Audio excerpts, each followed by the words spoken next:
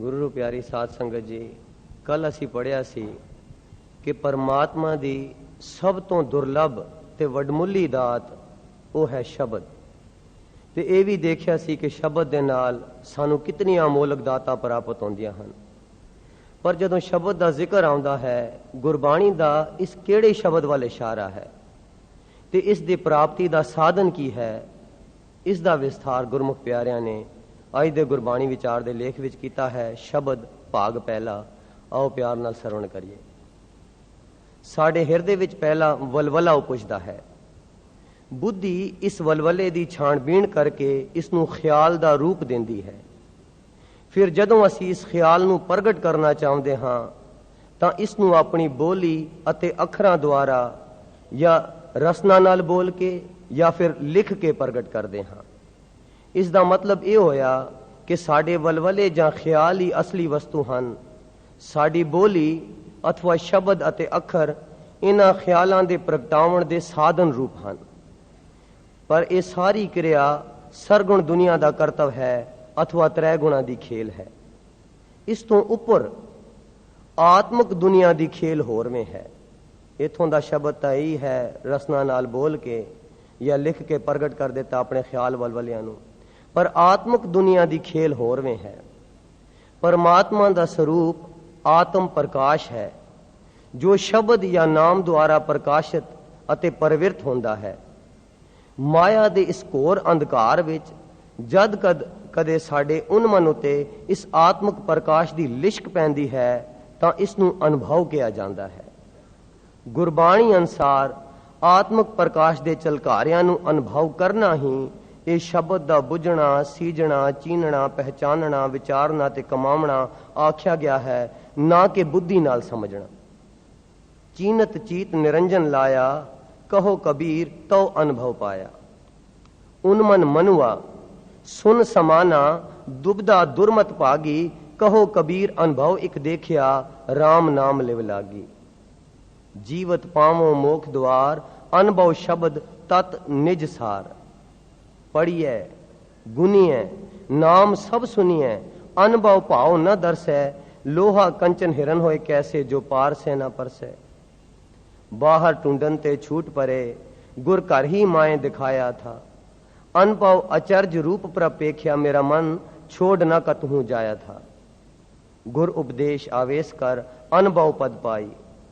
शब्द सुरत लिवलीन होए, अनुभव अकड़ कड़ाए गहना। गुरबाणी आत्म प्रकाश दे अनुभव विच उचरी गई है।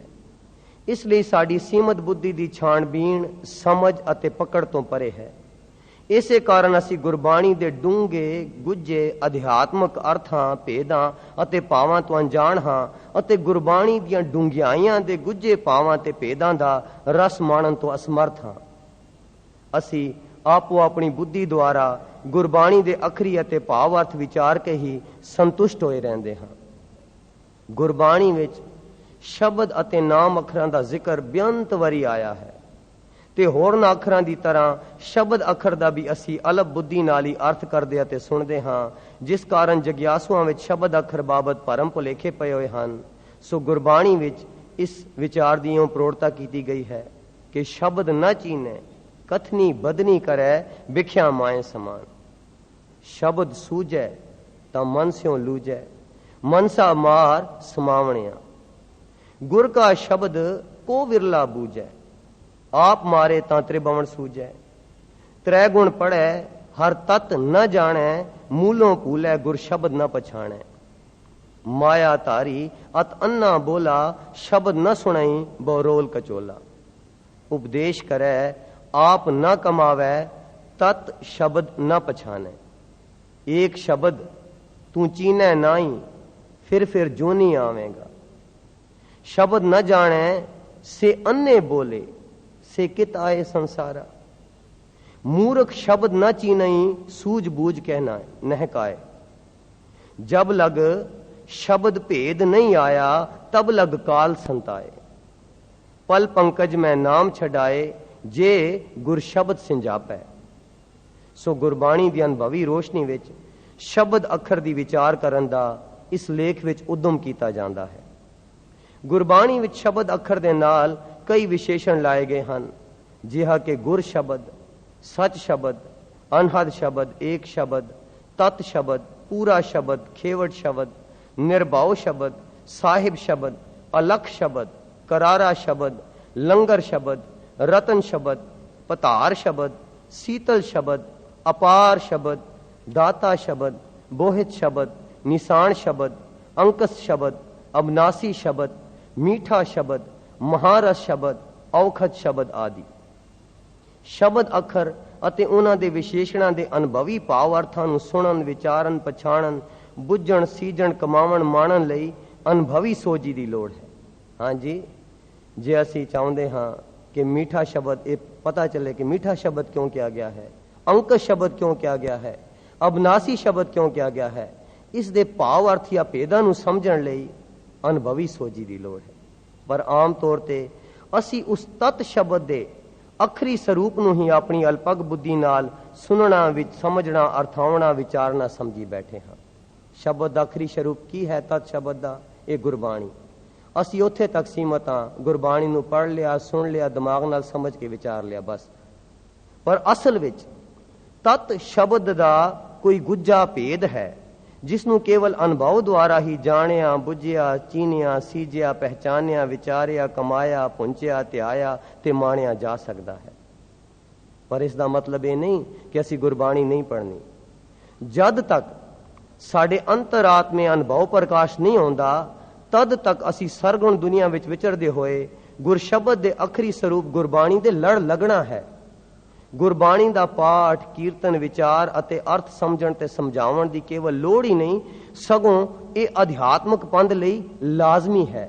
ਇਹ ਸਾਰੇ ਕਰਮ ਕਰਦੇ ਹਨ, ਗੁਰਬਾਣੀ ਸੁਣਨੀ ਹੈ, ਵਿਚਾਰਨੀ ਹੈ, ਪਰ ਇਸ ਦੇ ਨਾਲ ਨਾਲ ਇੱਕ ਕੰਮ ਹੋਰ ਕਰਨਾ ਹੈ। ਉਹ ਕੀ? ਕਿ ਸਾਧ ਸੰਗਤ ਵਿੱਚ ਆ ਕੇ ਅਟੁੱਟ ਸਿਮਰਨ ਕਰਨਾ ਹੈ। ਉਹ ਕਿਉਂ? ਕਿਉਂਕਿ ਸਤਸੰਗਤ ਅਤੇ ਸਿਮਰਨ ਹੀ ਅਨੁਭਵੀ ਦੇਸ਼ ਜਾਂ ਆਤਮਕ ਮੰਡਲ ਵੱਲ ਲੈ ਜਾਣ ਦਾ ਸਾਧਨ ਹੈ। ਹਾਂਜੀ, ਸਿਮਰਨ ਜਿਹੜਾ ਹੈ ਸਾਧ ਸੰਗਤ ਵਿੱਚ ਆ ਕੇ ਕਰਨਾ, ਇਹ ਸਾਨੂੰ ਅਨੁਭਵ ਤੱਕ ਪਹੁੰਚਾਉਂਦਾ ਹੈ। ਇਹ ਆਤਮਕ ਮੰਡਲ ਦੀ ਕਿਰਿਆ ਹੈ ਤੇ ਗੁਰਬਾਣੀ ਜਿਹੜੀ ਅਸੀਂ ਪੜ੍ਹਦੇ ਸੁਣਦੇ ਹਾਂ, ਇਹ ਮਾਨਸਿਕ ਕਿਰਿਆ ਹੈ। ਸੋ ਸਾਡੇ ਲਈ ਇਹਨਾਂ ਦੋਹਾਂ ਮਾਨਸਿਕ ਅਤੇ ਆਤਮਕ ਮੰਡਲਾਂ ਦੀ ਕਿਰਿਆ ਦਾ ਸਹੀ ਗਿਆਨ ਹੋਣਾ ਜ਼ਰੂਰੀ ਹੈ। ਇਸ ਗਿਆਨ ਅਨੁਸਾਰ ਹੀ ਅਸੀਂ ਆਪਣਾ ਆਤਮਕ ਜੀਵਨ ਢਾਲਣਾ ਹੈ। ਪਰ ਸਿੱਖ ਜਗਤ ਵਿੱਚ ਬਹੁਤ ਸਾਰੇ ਲੋਕ ਮਾਨਸਿਕ ਅਤੇ ਸਰੀਰਕ ਕਾਲਣਾ ਨੂੰ ਹੀ ਧਾਰਮਿਕ ਮੰਜ਼ਿਲ ਸਮਝ ਕੇ ਸੰਤੁਸ਼ਟ ਹਨ। ਆਤਮਕ ਕਾਲਣਾ ਤਾਂ ਕੋਈ ਕਾਲਦਾ ਹੀ ਨਹੀਂ। ਅਸਲ ਵਿੱਚ ਸਰੀਰਕ ਤੇ ਮਾਨਸਿਕ ਕਾਲਣਾ ਤਾਂ ਯਤਨ ਹਨ, ਨਤੀਜਾ ਨਹੀਂ। ਇਹ ਸਾਧਨ ਹਨ, ਪੂਰਨਤਾ ਨਹੀਂ। ਪੌੜੀਆਂ ਹਨ, ਸਿਖਰ ਨਹੀਂ। ਕਲਾਸਾਂ ਹਨ, ਡਿਗਰੀ ਨਹੀਂ। ਗਿਆਨ ਹੈ, ਪ੍ਰਾਪਤੀ ਨਹੀਂ। ਯਾਤਰਾ ਹੈ, ਮੰਜ਼ਿਲ ਨਹੀਂ। ਫੁੱਲ ਹੈ, ਮਹਿਕ ਨਹੀਂ। ਇਹ ਫਲ ਹੈ ਪਰ ਰਸ ਨਹੀਂ। ਸਾਡੀ ਮੰਜ਼ਿਲ ਤਾਂ ਅਨੁਭਵੀ ਪ੍ਰਕਾਸ਼ ਦੁਆਰਾ ਤੁਰ ਇਲਾਹੀ ਮੰਡਲ ਵਿੱਚ ਪਹੁੰਚ ਕੇ ਹਰੀ ਦੇ ਚਰਨਾਂ ਵਿੱਚ ਸਮਾਉਣਾ ਹੈ, ਪਰਮਾਤਮਾ ਵਿੱਚ ਸਮਾਉਣਾ ਹੈ। ਇਹ ਸਾਡੀ ਮੰਜ਼ਿਲ ਹੈ। ਇਸ ਦਾ ਸਾਧਨ ਹੈ ਉਹੀ ਸਾਧ ਸੰਗਤ ਵਿੱਚ ਆ ਕੇ ਅਟੁੱਟ ਸਿਮਰਨ ਕਰਨਾ।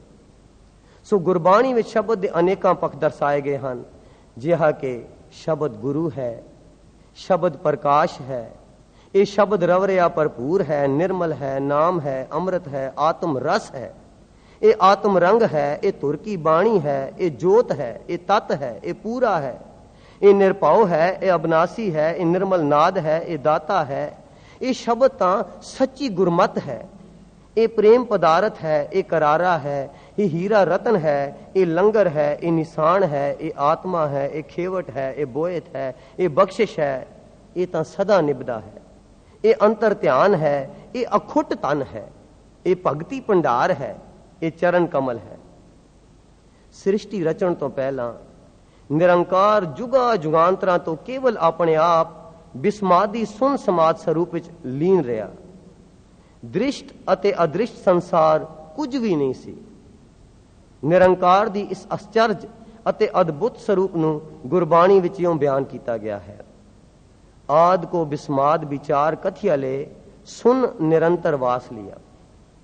ਅਰਬਦ ਨਰਬਦ ਤੁੰਦੂਕਾਰਾ ਧਰਨ ਨਾ ਗਗਨਾ ਹੁਕਮ ਅਪਾਰਾ। ਨਾ ਦਿਨ ਰਹਿਣ ਨਾ ਚੰਦ ਨਾ ਸੂਰਜ ਸੁਨ ਸਮਾਦ ਲਗਾਏਂਦਾ।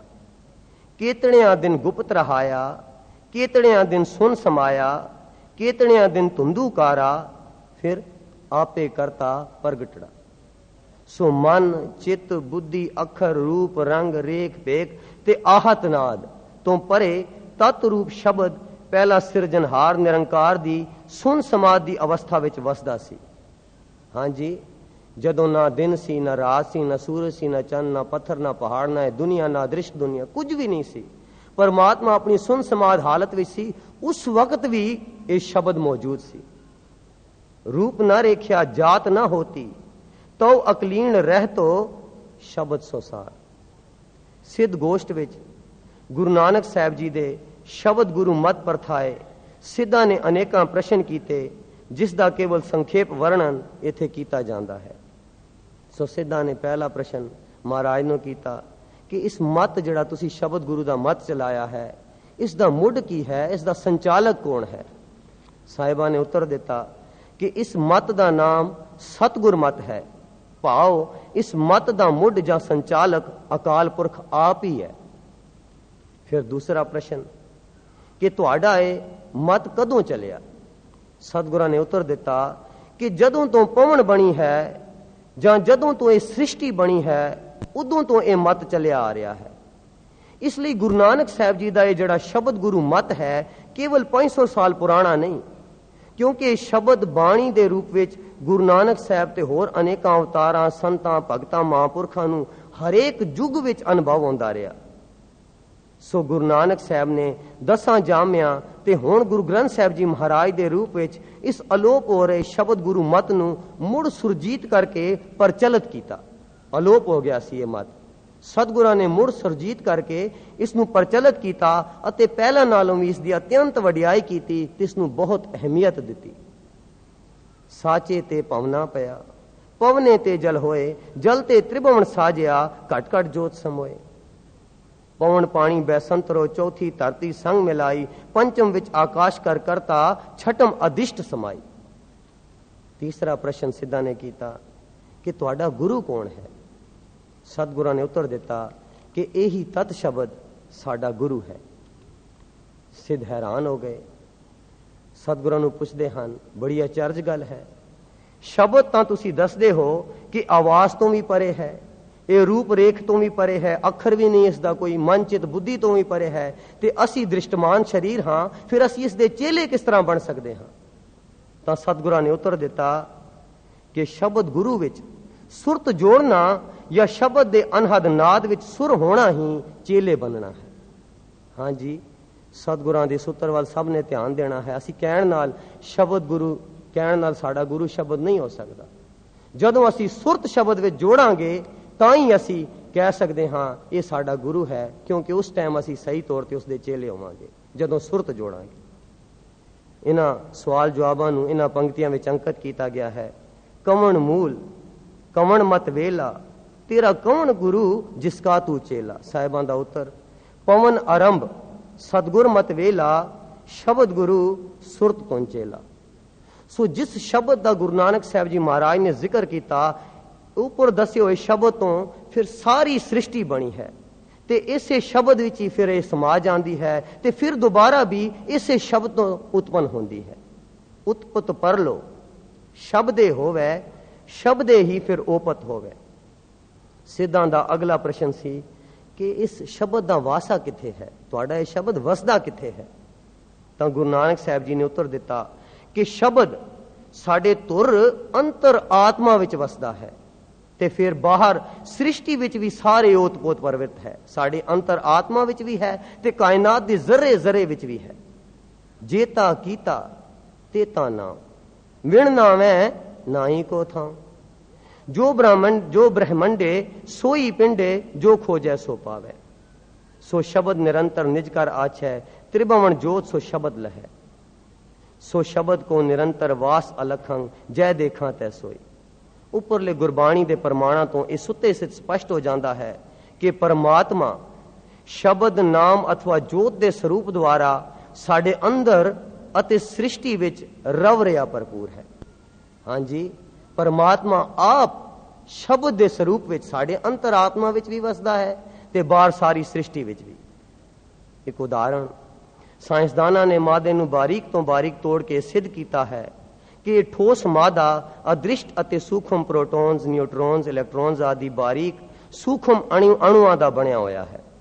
ਇਹਨਾਂ ਵਿੱਚੋਂ ਪ੍ਰੋਟੋਨਸ ਅਤੇ ਨਿਊਟਰੋਨਸ ਪਰਮਾਣੂ ਦੇ ਕੇਂਦਰ ਵਿੱਚ ਸਥਿਰ ਪਏ ਰਹਿੰਦੇ ਹਨ, ਪਰ ਇਲੈਕਟ੍ਰੋਨਸ ਪ੍ਰਕਾਸ਼ ਦੀ ਰਫ਼ਤਾਰ ਨਾਲ ਸਦਾ ਹੀ ਕੇਂਦਰ ਦੇ ਆਲੇ ਦੁਆਲੇ ਚੱਕਰ ਲਾਉਂਦੇ ਰਹਿੰਦੇ ਹਨ।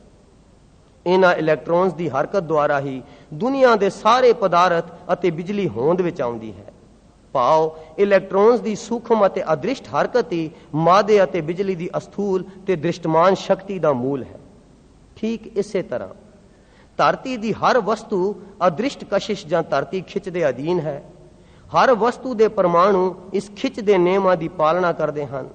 ਅਜਿਹੀ ਖਿੱਚ ਸਭ ਪਰਮਾਣੂਆਂ ਵਿੱਚ ਕੇਵਲ ਧਰਤੀ ਤੇ ਹੀ ਨਹੀਂ ਬਲਕਿ ਸਾਰੇ ਵਿਸ਼ਵ ਵਿੱਚ ਵਿਆਪਕ ਅਤੇ ਪ੍ਰਵਿਰਤ ਹੈ। ਪਦਾਰਥਕ ਖਿੱਚ ਚੁੰਬਕੀ ਖਿੱਚ ਦੀ ਤਰ੍ਹਾਂ ਇੱਕ ਅੰਨੇ ਨਿਯਮ ਅਨੁਸਾਰ ਕੰਮ ਕਰਦੀ ਹੈ ਤੇ ਇਹੋ ਜਿਹੇ ਕੁਦਰਤੀ ਨਿਯਮ ਅਚੇਤ ਹੋਣ ਕਰਕੇ ਨਿਰੰਕਾਰੀ ਨਿਯਮਾਂ ਤੋਂ ਨਿਖੇੜੇ ਜਾ ਸਕਦੇ ਹਨ। ਉੱਪਰਲੀਆਂ ਦੋਨਾਂ ਉਦਾਹਰਨਾਂ ਤੋਂ ਸਿੱਧ ਹੁੰਦਾ ਹੈ ਕਿ ਠੋਸ ਮਾਦੇ ਵਿੱਚ ਵੀ ਸ਼ਕਤੀ ਕੰਮ ਕਰ ਰਹੀ ਹੈ, ਪਰ ਇਹ ਸ਼ਕਤੀ ਅਤੇ ਇਸ ਦੇ ਨਿਯਮ ਚੇਤਨ ਨਹੀਂ। ਧਿਆਨ ਦੇਣਾ ਜੀ, ਅਸੀਂ ਕੋਈ ਚੀਜ਼ ਧਰਤੀ ਤੋਂ ਉੱਪਰ ਸੁੱਟਦੇ ਹਾਂ, ਧਰਤੀ ਉਸ ਨੂੰ ਖਿੱਚ ਲੈਂਦੀ ਹੈ, ਕਿਉਂਕਿ ਧਰਤੀ ਵਿੱਚ ਖਿੱਚ ਦੀ ਸ਼ਕਤੀ ਹੈ ਤੇ ਉਹ ਜਿਹੜੀ ਚੀਜ਼ ਉਸ ਵੱਲ ਵਾਪਸ ਆ ਜਾਂਦੀ ਹੈ ਉਹ ਵੀ ਧਰਤੀ ਦੇ ਖਿੱਚ ਦੇ ਨਿਯਮਾਂ ਦੀ ਪਾਲਣ ਕਰਦੀ ਹੈ, ਆ ਜਾਂਦੀ ਹੈ। ਸੋ ਇਸ ਤੋਂ ਸਾਬਤ ਹੋਇਆ ਕਿ ਠੋਸ ਮਾਦੇ ਵਿੱਚ ਵੀ ਕੋਈ ਨਾ ਕੋਈ ਸ਼ਕਤੀ ਹੈ, ਕੋਈ ਨਿਯਮ ਹਨ, ਪਰ ਇਹ ਸ਼ਕਤੀ ਅਤੇ ਇਸ ਦੇ ਨਿਯਮ ਚੇਤਨ ਨਹੀਂ, ਕਿਉਂਕਿ ਬੁੱਧੀ ਅਤੇ ਵਲਵਲੇ ਤੋਂ ਵਾਂਝੇ ਹਨ। ਨਾ ਧਰਤੀ ਵਿੱਚ ਬੁੱਧੀ ਹੈ, ਨਾ ਵਲਵਲਾ ਹੈ, ਪਰ ਸ਼ਕਤੀ ਤੇ ਨਿਯਮ ਹੈ। ਇਹਨਾਂ ਬਾਹਰਲੇ ਦਿਸਦੇ ਸੰਸਾਰਕ ਤੱਤਾਂ ਤੇ ਇਹਨਾਂ ਦੇ ਅਚੇਤ ਨਿਯਮਾਂ ਦਾ ਚਾਲਕ ਇੱਕ ਹੋਰ ਸਤ ਚਿਤ ਆਨੰਦ ਸਰੂਪ ਪਰਮ ਤਤ ਹੈ। ਇਹ ਜਿਉਂਦੀ ਜਾਗਦੀ ਆਤਮ ਜੀਵਨ ਰਉ ਅਨਹਦ ਧੁਨੀ ਦੇ ਰੂਪ ਵਿੱਚ ਸਾਰੀ ਸ੍ਰਿਸ਼ਟੀ ਵਿੱਚ ਵਿਆਪਕ ਹੈ। ਇਲਾਹੀ ਹੁਕਮ ਦੇ ਅਧੀਨ ਇਹੀ ਆਤਮਕ ਰਉ ਸਾਰੀ ਸ੍ਰਿਸ਼ਟੀ ਦੇ ਕੁਦਰਤੀ ਨਿਯਮਾਂ ਵਿੱਚ ਪਰਵਿਰਤ ਅਤੇ ਰਵ ਰਹੀ ਭਰਪੂਰ ਹੈ। ਗੁਰਬਾਣੀ ਅਨੁਸਾਰ ਇਸੇ ਪਰਮ ਤਤ ਜੀਵਨ ਰਉ ਅਨਹਦ ਧੁਨੀ ਰੁਣ ਚੁਣਕਾਰ ਅਕਲ ਕਲਾ ਬਾਣੀ ਨਾਮ ਹੁਕਮ ਦੇ ਗੁੱਜੇ ਸੂਖਮ ਪਰਮ ਤੱਤਾਂ ਦੇ ਪ੍ਰਵੇਸ਼ ਅਤੇ ਪ੍ਰਵਿਰਤੀ ਨੂੰ ਸ਼ਬਦ ਕਿਹਾ ਗਿਆ ਹੈ। ਸੋ ਜਿਹੜੀ ਇਹ ਅਦ੍ਰਿਸ਼ਟ ਸ਼ਕਤੀ ਹੈ, ਜਿਹੜੀ ਅਚੇਤ ਸ਼ਕਤੀ ਹੈ, ਉਸ ਨੂੰ ਜਿਹੜੀ ਚਲਾਉਣ ਵਾਲੀ ਸਤਾ ਹੈ ਜੀਵਨ ਰਉ, ਉਹ ਜਿਹੜੀ ਕਾਇਨਾਤ ਦੇ ਜ਼ਰੇ ਜ਼ਰੇ ਵਿੱਚ ਸ਼ਬਦ ਦੇ ਰੂਪ ਵਿੱਚ ਪ੍ਰਵਿਰਤ ਹੋ ਰਹੀ ਹੈ ਜਾਂ ਅਨਹਦ ਧੁਨੀ ਦੇ ਰੂਪ ਵਿੱਚ ਜਾਂ ਜੀਵਨ ਰਉ ਦੇ ਰੂਪ ਵਿੱਚ, ਉਸੇ ਨੂੰ ਹੀ ਗੁਰਬਾਣੀ ਵਿੱਚ ਸ਼ਬਦ ਕਿਹਾ ਗਿਆ ਹੈ। ਇੱਥੇ ਇੱਕ ਹੋਰ ਗੱਲ ਸਮਝਣ ਵਾਲੀ ਹੈ ਕਿ ਸਾਇੰਸਦਾਨਾਂ ਨੇ ਤਾਂ ਦਿਸਦੇ ਮਾਤੇ ਨੂੰ ਤੋੜ ਤੋੜ ਕੇ ਇਸ ਦੇ ਸੂਖਮ ਤਤ ਰੂਪੀ ਕੇਵਲ ਨਿਰਚੇਤਨ ਸ਼ਕਤੀ ਨੂੰ ਲੱਭਿਆ ਹੈ, ਪਰ ਭਗਤਾਂ ਨੇ ਸਿਮਰਨ ਦੁਆਰਾ ਪ੍ਰੇਮਾ ਭਗਤੀ ਨਾਲ ਅੰਤਰਮੁਖੀ ਹੋ ਕੇ ਆਪਣੀਆਂ ਅਦ੍ਰਿਸ਼ਟ ਖਿੰਡੀਆਂ ਬਿਰਤੀਆਂ ਨੂੰ ਇਕਾਗਰ ਕਰਕੇ ਆਪਣੇ ਅੰਦਰ ਹੀ ਜਾਗਤ ਜੋਤ ਤੇ ਪਰਮ ਤਤ ਰੂਪੀ ਸ਼ਬਦ ਜਾਂ ਅਨਹਦ ਧੁਨੀ ਨੂੰ ਅਨੁਭਵ ਕੀਤਾ ਹੈ। ਉਹ ਜਿਹੜੀ ਨਿਰਚੇਤਨ ਸ਼ਕਤੀ ਨੂੰ ਵੀ ਉਹ ਜਿਹੜੀ ਪਰਮ ਸੱਤਾ ਚਲਾਉਂਦੀ ਹੈ ਸ਼ਕਤੀ, ਉਸ ਨੂੰ ਅਨੁਭਵ ਕੀਤਾ ਹੈ ਭਗਤਾਂ ਨੇ। ਕਿਸ ਤਰ੍ਹਾਂ?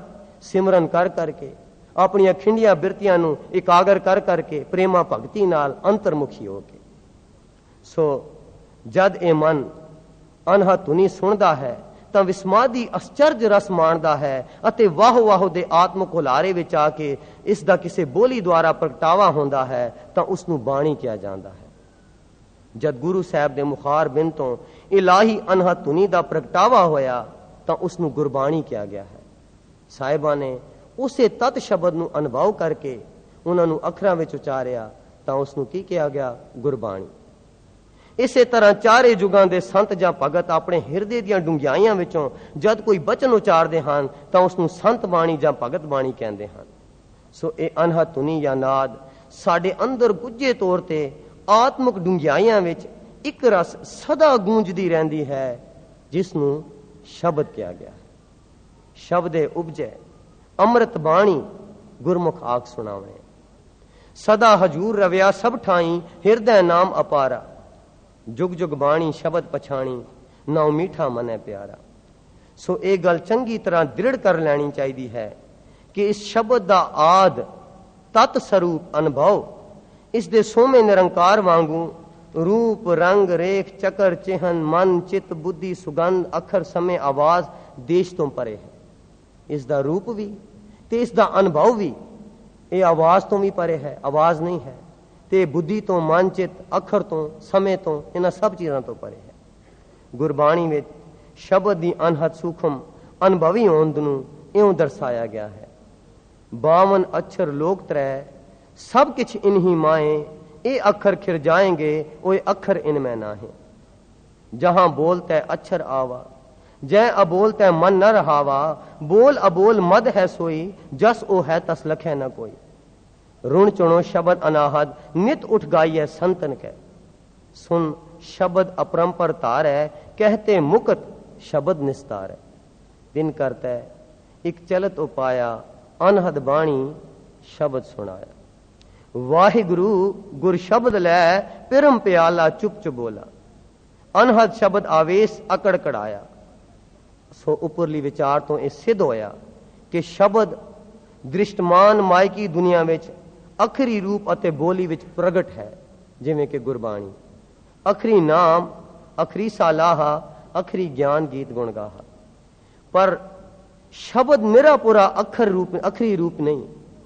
अदृष्ट आत्मक मंडल विच शब्द सूखम अते अगोचर है, जो साडी मन बुद्धि दी पकड़ तो परे है। ये इलाही शब्द सिर्फ अनुभव द्वारा ही समझिया, बुझिया, चीनिया, पहचानिया, विचारिया, कमाया, पुंजिया, वसाया ते त्याया जा सकता है। ये सूक्ष्म शब्द ही इलाही होने का प्रगटावा है, अस्थूल शब्द नहीं।